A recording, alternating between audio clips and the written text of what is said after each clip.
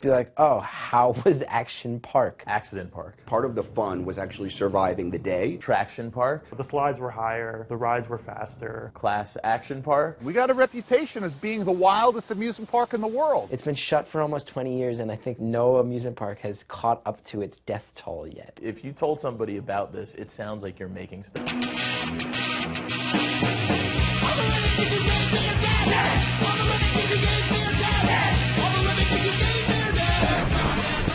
So Action Park opened in 1978. It was one of the country's first modern water parks, a really experimental place, in many ways ahead of its time. But by the time the park closed in 1996, it developed a reputation for being an extreme place, a dangerous place. I probably went to Action Park like once every summer. It was sort of the highlight of the summer. Baby, let me take you where the action's hot.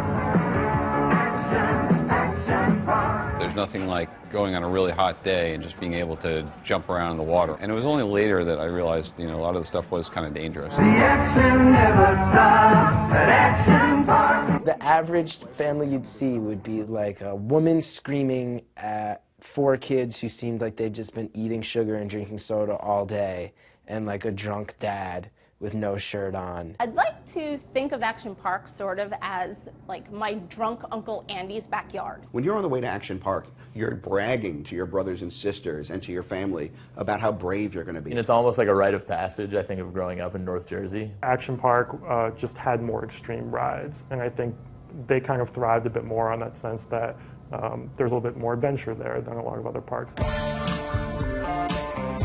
What attracted me to working for Gene was this combination of Walt Disney and P.T. Barnum. Sort of let's do something for everybody, for the families, but let's make it really big. My father probably should have been born in the 1850s. He was a really very interesting, iconic guy who just loved to have fun. The amusement park he wanted to have was one where people controlled the action.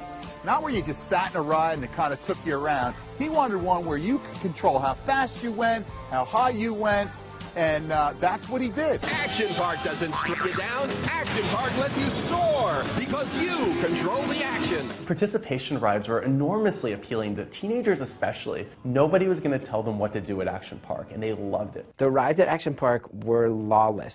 Like, you could feel that. You could tell that no one particularly cared what you did.